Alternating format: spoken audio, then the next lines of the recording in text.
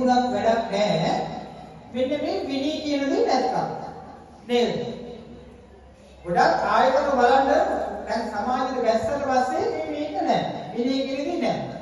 විභාගේ pass ජීවිතේ වේ. එහෙනම් අද මම ඔයාලට කියලා දෙනවා විභාගෙත් එක්ක ජීවිතේ පාස් වෙන විදිය. තේරුණාද? ඒකනේ වැදගත් නේද පුතේ? එහෙනම් විනය කියන්නේ අපේක්ෂිත හැසිරීම. අපේක්ෂිත හැසිරීම. ඔයාලගේ දෙමව්පියෝ බලාපොරොත්තු වෙන මොන විදියකටද? ඔයාලගේ ගුරුවරු බලාපොරොත්තු වෙන මොන විදියකටද? ඊළඟට ඔයාලගේ රැකියාවට කියන බලාපොරොත්තු වෙන මොන විදියකටද? විනය කියන්නේ ඒකයි. දැන් ඕනේ කියන ප්‍රධාන ප්‍රශ්න තමයි විනය. හැසිරීම ධර්මයක් සාකච්ඡා කරනවාද? සමුදාන. ගහන පොත්ත වගේනේ. ගහන පොත්ත වගේ දිනනවා. හොඳ දේවල් ගන්නන්න කෙදෙවි. ඊට පස්සේ තහම පාස වෙන.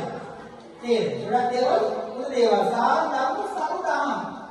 හොඳ දේවල්. ඉගෙන ගන්න ආන්නේ කොහොමද? ඇවිදින්නේ කොහොමද? ඇඳුම් අඳින්නේ කොහොමද? දැන් ඉඳ ගන්න ඕනේ කොහොමද? මෙවුන්දලා ඉඳ ගන්න ඕනේ කොහොමද? කතා කරන්න ඕනේ කොහොමද?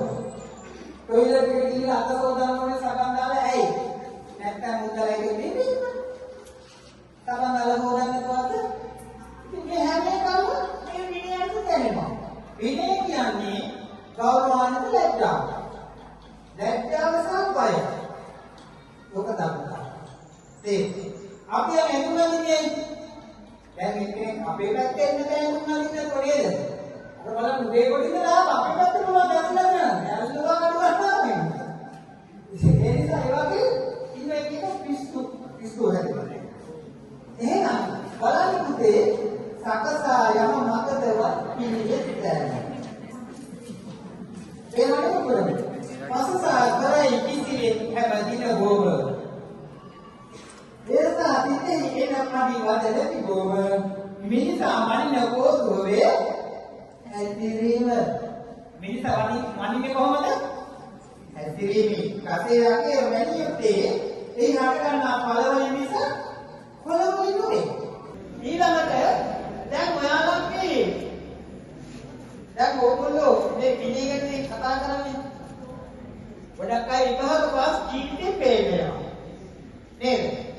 ඒකවල චරිත සහ දැන් විභාග පාස් වෙලා විතරක් ඇත්ත රැකියාවට යන්න. ඇතිද? විභාග පාස් වුණාම ඇත්ත අපිට රැකියාවට යන්න. මොනවද ඕනේ රැකියාවට යන්න සහද? චරිත සහ ඔයාලා උපේලවත් පුතේ ඔයාලගේ කැරක්ටර් ගැන දෙනවා සහතිකයක්. ඒක තරකින් කොහෙද දෙන්නේ? ඈ? කොහෙද දෙන්නේ කාලේ සාධක? පොලිසියට දෙනවා. වුණා.